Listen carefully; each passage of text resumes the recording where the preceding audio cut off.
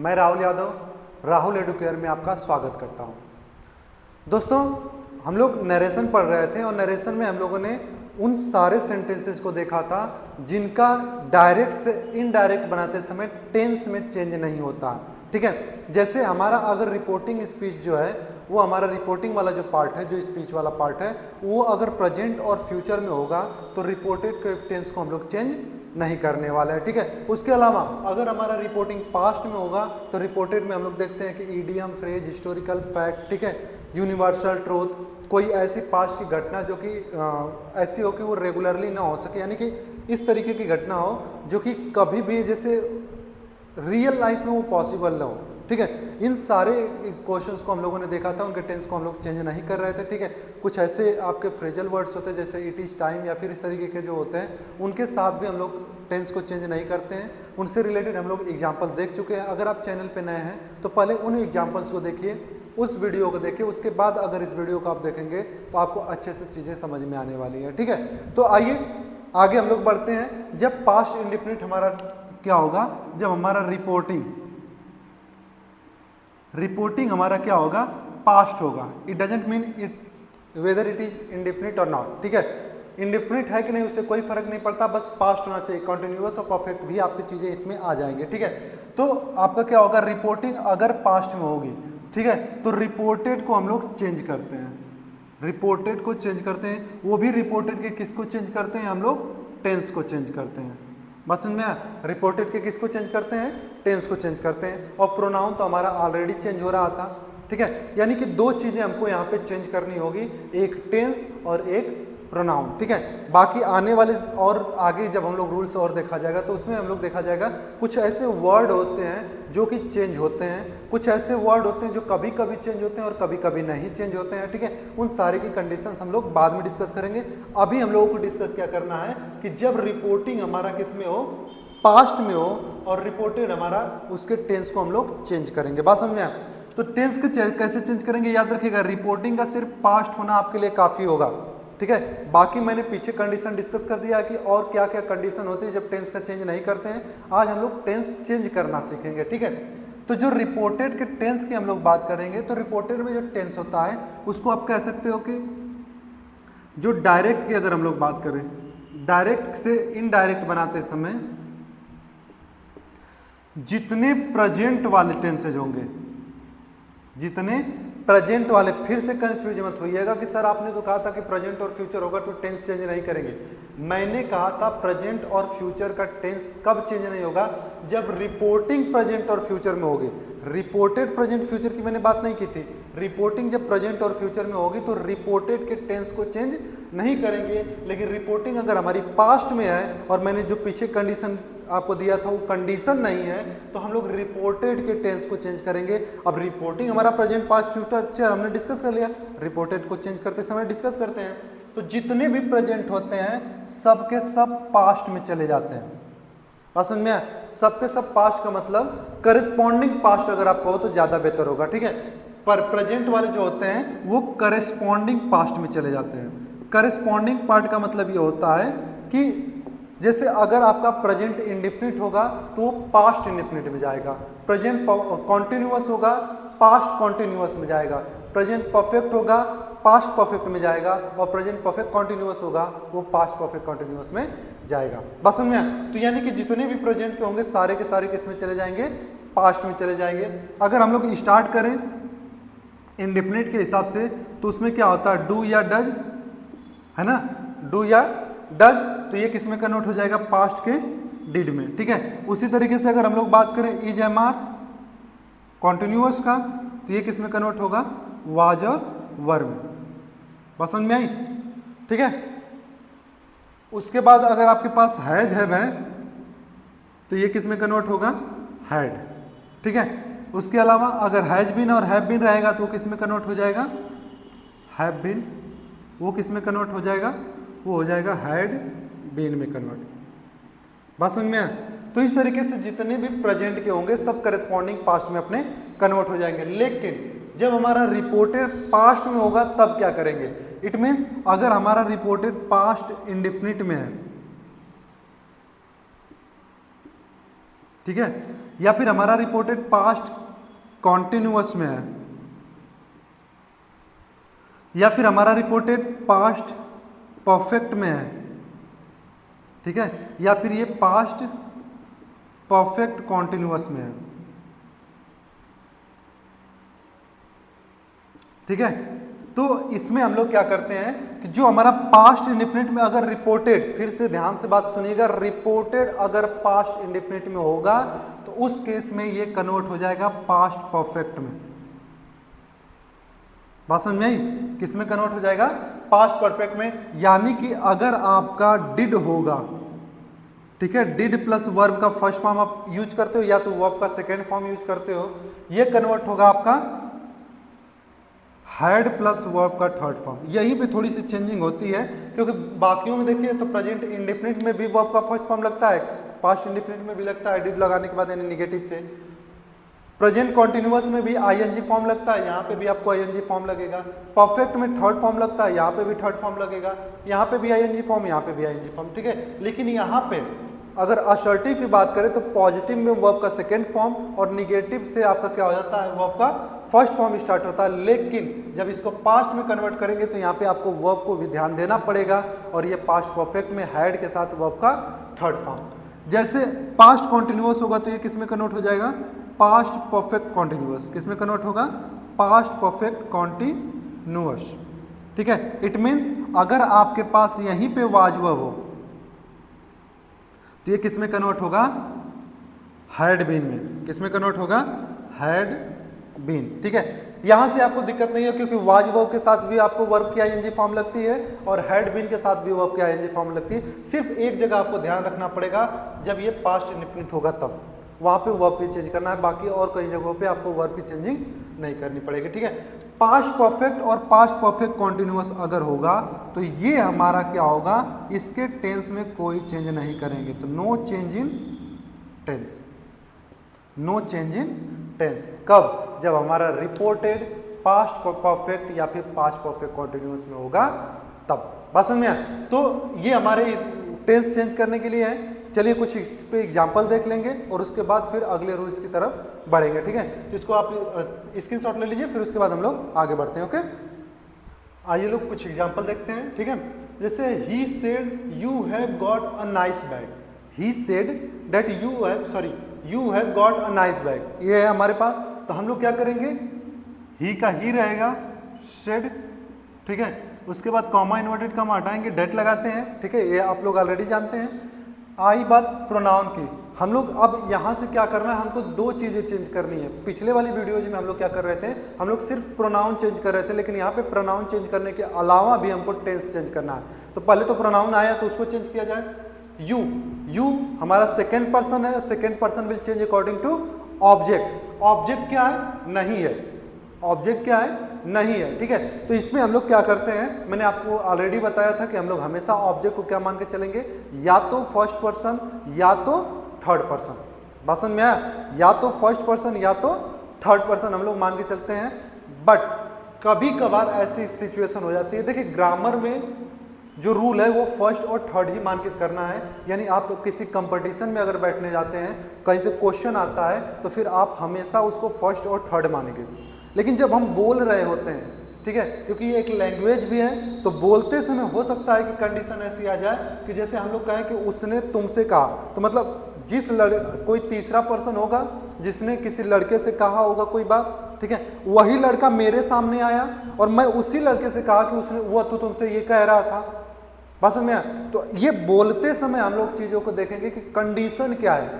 अगर उसने मुझसे कहा, उसने उन लोगों से कहा, इस तरीके की अगर चीजें आपको आएगी तब तो ये अंडरस्टूड हो जाएगा कि वो किसी और से कहा, हम लोग कहीं और पे बातें कर रहे हैं। नरेशन का मैंने मेन थीम तो यही बताया था, कहीं की कही गई बात को कहीं पे आके बोल देना, ठीक है। लेकिन जिससे वहां पे बात कही गई थी, अगर उसी इंसान के सामने हम भी उसी की बात बोल रहे हैं तो इस समय में हम लोग सेकेंड पर्सन इसको एज्यूम करेंगे। बट ये स्पोकन लैंग्वेज में आपको करना पड़ेगा। ग्रामेटिकल लैंग्वेज में अगर आपने सेकेंड पर्सन को यूज किया तो आप वहां पे आयोग के द्वारा क्या कर दिए जाओगे, गलत ठहरा दिए जाएंगे, ठीक है। क्योंकि आयोग जो कहता है वो यही कहता है कि फर्स्ट और थर्ड पर्सन ही आपको मानना है, सेकंड पर्सन आपको नहीं मानना है। बस समझे? तो लिखते समय जब आपके एग्जाम में आएगा, जब आपके कंपटीशन में आएगा, तो आप फर्स्ट या थर्ड पर्सन को मान के चलेंगे। फर्स्ट या थर्ड पर्सन से रिलेटेड कोई एक एग्जाम्पल आएगा आपको, उसका ऑप्शन में आप उसको टिक करेंगे, बट बोलते समय आप उसको मान सकते हैं, सेकंड पर्सन एज्यूम कर सकते हैं, ठीक है। तो ही सेड दैट, यहाँ पे यू को हम लोग क्या माने, या तो हम लोग इसको फर्स्ट पर्सन मान सकते हैं, तो फर्स्ट पर्सन के लिए आई और वी का इस्तेमाल हो सकता है ना, या तो हम थर्ड पर्सन माने तो ही सी इट दे, ये सब इस्तेमाल हो सकता है। बस समझे? तो अगर हम लोग इसको फर्स्ट पर्सन मानते हैं तो ऐसा होगा ना, ही सेड टू मी, या तो आप यहाँ पे मी कहेंगे या तो आप कहेंगे ही सेड टू अस, यही कहेंगे ना। तो इसके अकॉर्डिंग चेंज होगा, और ये सब्जेक्टिव केस में तो मी का सब्जेक्टिव आई और अस का सब्जेक्टिव वी। तो आप यहाँ पे दोनों लिख सकते हैं, आप आई भी लिख सकते हैं और आप वी भी लिख सकते हैं। बात समझ में? ये आप देखिएगा कि आपके ऑप्शन में क्या दिया हुआ है, ठीक है। हमेशा आपको प्रेजेंस ऑफ माइंड अपना क्वेश्चन में तैयार करना पड़ेगा, हमेशा उसको कंसंट्रेट करके रखना पड़ेगा, ठीक है। नहीं तो क्या होता है कि पहले से अगर आप रट के जाएंगे क्वेश्चन को तो प्रॉब्लम आ जाएगी। तो आप, इसीलिए मैं कहता हूँ कॉन्सेप्ट आप समझिए। कॉन्सेप्ट अगर आप समझ के गए कि आखिर ऐसा हो क्यों रहा है, तब वहाँ पे चीज़ें आपके लिए आसान होंगी। नहीं तो यहाँ पे अगर आप डायरेक्टली मी लगाते हैं, आई लगाते हैं, वहाँ पे अगर आपके ऑप्शन में वी आ जाता तो आप फंस जाते, ठीक है। इसलिए ध्यान रखिएगा, आप ऑप्शन देखिएगा कि क्या है, आई भी यूज कर सकते हैं और वी भी यूज कर सकते हैं। मैंने अभी बताया हैव को क्या कर सकते हैं हम लोग, had got already third form में अ नाइस बैग, ये हमारा पैसा इसका इनडायरेक्ट बन गया। बस समझ में? इसी चीज को आप चाहें तो इसको कह सकते हैं ही सेड दैट, ठीक है। अब यहाँ पे आप थर्ड पर्सन का इस्तेमाल कर सकते हैं। थर्ड पर्सन में आप ही सी या दे का इस्तेमाल, इट का इस्तेमाल मैं ऑलरेडी आप लोगों को मना करता हूँ, ठीक है, क्योंकि वो जनरली नॉन लिविंग थिंग्स को या फिर जिसको हम लोग छोटा एज्यूम करते हैं, क्रीचर्स टाइप का होता है, उसके लिए लगता है, ठीक है। तो जनरल सेंस में देखा जाए तो लग रहा है किसी ने किसी से कहा तो वो एक कुछ ना कुछ उसका अपना वजूद होगा, ही और शी लाइक, ठीक है, या फिर दे लाइक। इट वाली जो वैल्यू होती है वो थोड़ी सी यहाँ पे निग्लेक्ट कर दी जाती है, इग्नोर करिए जितना जल्दी ज़्यादा आपसे हो सके, ठीक है। तो यहाँ पे ही सेड दैट, आप यहाँ पे क्या लिख सकते हैं, सब्जेक्टिव केस ही का भी लिख सकते हैं, शी का भी लिख सकते हैं, अगर प्लरल मान रहे हैं तो दे भी लिख सकते हैं। बस समझिए? आप ही भी लिख सकते हैं, आप शी भी लिख सकते हैं और आप दे भी लिख सकते हैं, क्योंकि इसको आपको एज्यूम करना है। बस समझिए? उसके बाद यहाँ पे क्या होगा, हैज हैव का हैड ही होता है, गॉट अ नाइस बैग। बात समझ में आया? तो ये आपके पास सेंटेंस बन जाएगा, ठीक ना। अब वही बात फिर से आप ऑप्शन में देखेंगे कि आपको क्या दिया गया है। देखिए, क्योंकि ऑप्शन हमें नहीं पता कि क्या आने वाला है, ठीक है। आयोग क्या सोचता है, कैसे सोच के देता है, वो हमें नहीं पता, लेकिन हम कितने तरीके से इसको कर सकते हैं। अगर सारा तरीका हम समझे रहेंगे तो फिर आपको कोई भी ऑप्शन दे, आप वहां पे आराम से टैकल आउट कर लेंगे क्वेश्चन को, ठीक है। नेक्स्ट क्वेश्चन देखते हैं, ही सेड, तो क्या हो जाएगा इसका, ही सेड, ठीक है, you are not listening to me. मैंने इसी एग्जाम्पल को दोबारा आपको कहा क्योंकि एक्चुअली लास्ट वीडियो में जब मैंने समझाया था तो किसी बच्चे का मैसेज आया था कि सर इस पे थोड़ा सा और एग्जाम्पल कर लीजिए। बात समझ में आया?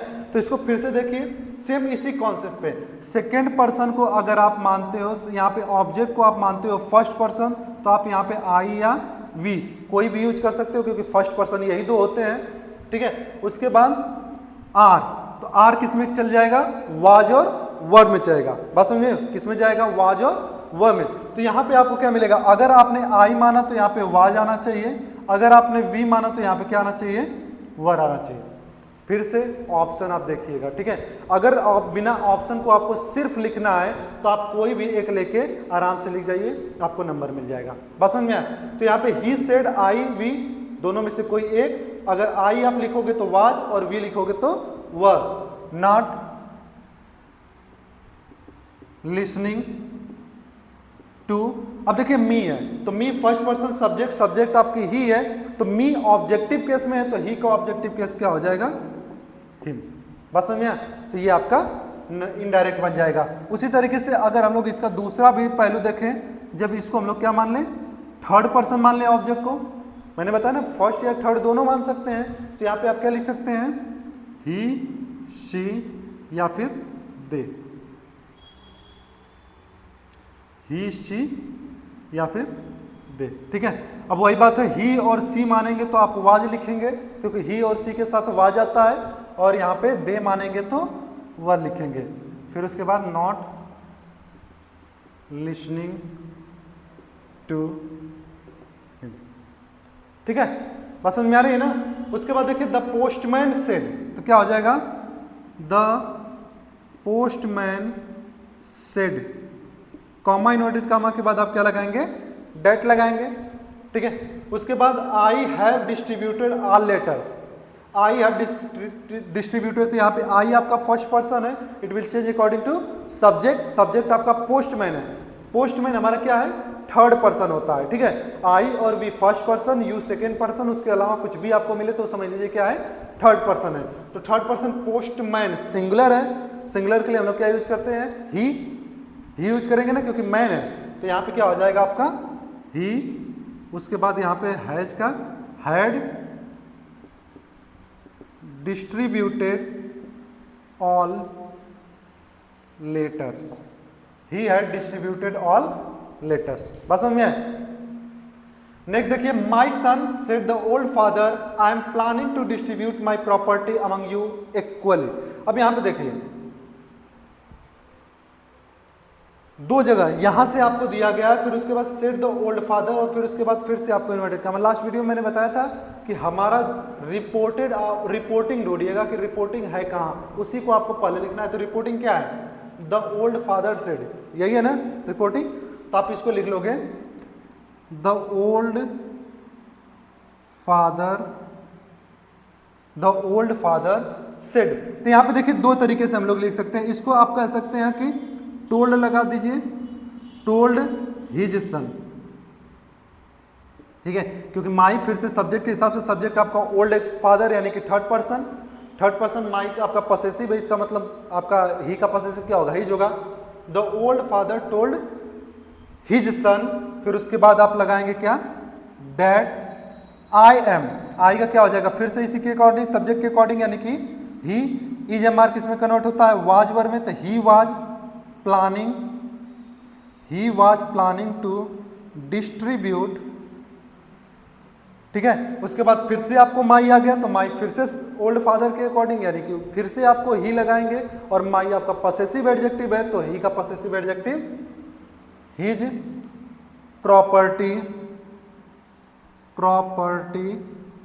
अमंग। अब देखिए यू आया, ठीक है, यहां पे जो यू आ रहा था उसमें हमारे पास ऑब्जेक्ट नहीं था, बट यहां पे ऑब्जेक्ट आपने किसको लिया है, माई सन, बात समझ में, यानी कि सन को लिया, क्योंकि माई जो होता है एडजेक्टिव होता है, उसको हम लोग ध्यान नहीं देते हैं, हम उसके साथ आने वाले नाउन को ध्यान देते हैं। सन आपका थर्ड पर्सन है, यानी कि यहाँ पे क्या हो जाएगा, एमंग देम, ठीक है। अब कहोगे सर माई का थर्ड पर्सन अगर सन तो सिंगुलर लग रहा है, सिंगुलर लग रहा है तो इसका मतलब उसके लिए तो ही यूज करना चाहिए, सिंगुलर है तो ही यूज करना चाहिए, बस में। लेकिन एक चीज आप और देखिएगा, यहाँ पे अमंग है, आपको पता है कि जब बीच में की बात होती है, बिटवीन का इस्तेमाल हम लोग दो लोगों के लिए करते हैं, और अमंग का इस्तेमाल दो से अधिक के लिए करते हैं कि नहीं। तो इस वजह से आपको यहाँ पे क्या करना पड़ेगा, आप यहाँ पे दे को ही इस्तेमाल कर पाएंगे, ही को इस्तेमाल नहीं कर पाएंगे, बस समझ में आ रही है ना। यहाँ पे अगर अमंग नहीं होता तब भी यहाँ पे आपको क्या करना पड़ता, जैसे बिटवीन भी हो जाता तब भी आपको कम से कम एक से तो ज्यादा ही है, बस समझ में आए, क्योंकि डिस्ट्रीब्यूट बांटना है। अब बांटेंगे, एक ही को बांटेंगे तो बांटेंगे क्या, पूरा का पूरा उसी को ना दे दें, बस समझ में आई। तो इस वजह से आपका यहाँ पे क्या लगेगा, अमंग देम, बस समझ में आया। नेक्स्ट देखिए द टीचर सेड, तो यहां पे क्या हो जाएगा, द टीचर सेड, ठीक है, बस समझ में आया। अब यहां पे आप कंफ्यूज हो गए, क्योंकि लास्ट वीडियो में मैंने यहां पे सेड के बजाय टोल्ड किया था, ठीक है। तो कभी कभी क्या होती है कि कुछ जो ऑब्जेक्ट होते हैं वो नहीं होते हुए भी होते हैं, ठीक है। जैसे अगर हम लोग बात करें टीचर, अगर टीचर कह रहा है तो किससे कहेगा, वो तो अपने स्टूडेंट से ही कहने वाला है ना। जब भी कोई टीचर होगा, जैसे मैं टीचर हूं तो मैं किससे कहूंगा, अपने स्टूडेंट से ही कहूंगा ना, ठीक है। तो ये सेकंड जो हमारा ऑब्जेक्ट होता है, जो सेकंड पर्सन के रूप में यानी कि जो सुनने के रूप में काम करता है, सेकंड पर्सन मतलब यू मत लीजिएगा, जो सुनने का काम कर रहा है वो तो होगा स्टूडेंट। इसका मतलब यहाँ पे ऑब्जेक्ट के तौर पे आप स्टूडेंट मान सकते हो, ये समझा गया होता है, ठीक है, अंडरस्टूड होता है ऑलरेडी। तो जब स्टूडेंट मानेंगे तो यहाँ पे टोल्ड मानेंगे, ठीक है, एक अंडरस्टूड चीज की तरह। अगर नहीं स्टूडेंट मानते हैं तो यहाँ पे सेड, यानी इस केस में आपको सेड का सेड भी छोड़ सकते हैं और टोल्ड भी लिख सकते हैं। बात समझ में? अब आप अपने एग्जाम के ऑप्शन पे केयर कीजिएगा कि वहां पे क्या दिया हुआ है, ठीक ना। कोई एक ही देगा, वो भी कंफ्यूज आपको नहीं करेगा, कोई एक ही देगा। कहोगे सर दोनों दे दिया तो कभी देगा ही नहीं, ठीक ना। सेड, उसके बाद कॉमा इनवर्टेड कॉमा, तो ये हो गया डेड, ठीक है। उसके बाद है वेल। तो कभी ऐसे वर्ड होते हैं जो कि जिसे अगर हम लोग अपने लोकल लैंग्वेज में कहें तो कहा जाता है तकिया कलाम बोलना। कुछ लोगों के पास अपना खुद का एक ऐसा वर्ड होता है जो कि सेंटेंस बोलते बोलते बीच में बोलते रहते हैं। बस में जैसे यू नो, ठीक है, यू नो का मतलब वैसे कहेंगे आप जानते हैं, बट कुछ सेंटेंस ऐसे होते हैं जहाँ पे हम लोग यू नो का ऐसे इस्तेमाल करते देखते हैं, ठीक है। जैसे अगर हम लोग बात करें फेमस क्रिकेटर हमारे जो हैं महेंद्र सिंह धोनी जी, उनका जब आप स्पीच सुनेंगे तो वो बहुत ज्यादा you know you know you know करते रहते हैं, ठीक है। तो इसका मतलब ये नहीं कि तुम जानते हो कि ये है, आप जानते हो कि ये है, ऐसा नहीं है। वो उनका तकिया कलाम की तरह यूज होने वाला शब्द है। बात समझ में आया? यू सी, ठीक है, you know, you see, well, okay, इस तरीके के जो सेंटेंसेस हमारे होंगे, ठीक है, तो ये सारे जो हमारे वर्ड यूज हुए होंगे हमारे किसमें, रिपोर्टेड में, तो उसको हम लोग इग्नोर कर देते हैं, उसको हम लोग कोई यूज नहीं करते हैं जब हम लोग इनडायरेक्ट बनाते हैं, यानी वेल यहाँ पे जो है उसको हटा दिया जाएगा।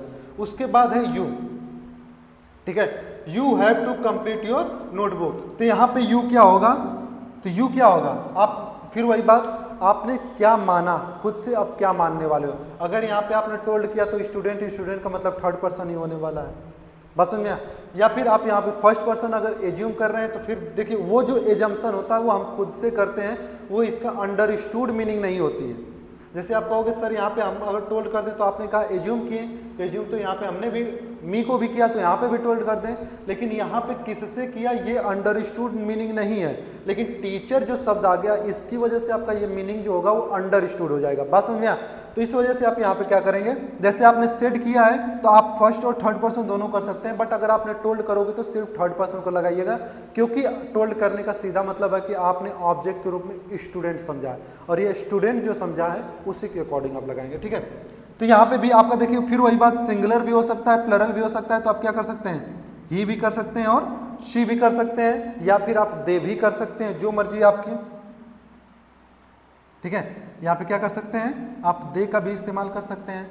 फिर वही बात, यहाँ पे हैज है किस में कन्वर्ट होगा, हैड में, और ये हो जाएगा had to complete,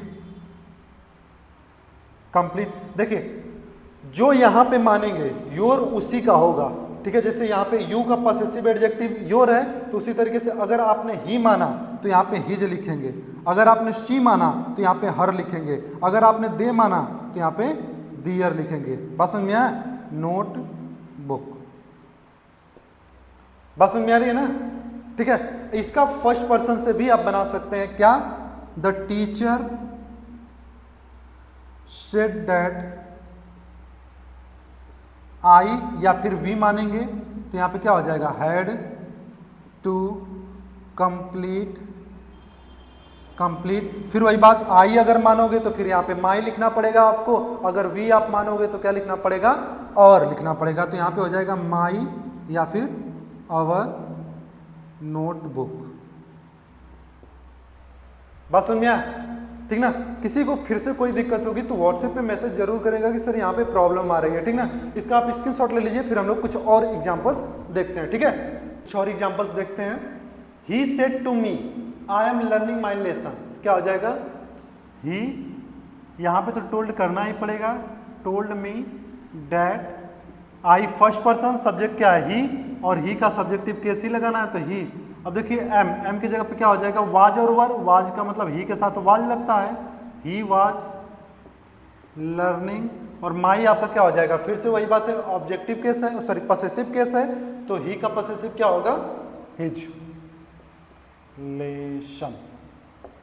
okay, I said to him Ram you are working hard. तो यहां पे क्या है, देखिए यहाँ पे ऑब्जेक्ट भी दिया है और आपको एड्रेसिंग वर्ड भी दिया है, ठीक है। मैं पीछे बताया था कि जब ऑब्जेक्ट नहीं होगा और एड्रेसिंग वर्ड होगा तो इसी को हम लोग ऑब्जेक्ट बना लेंगे, बात समझ में आई।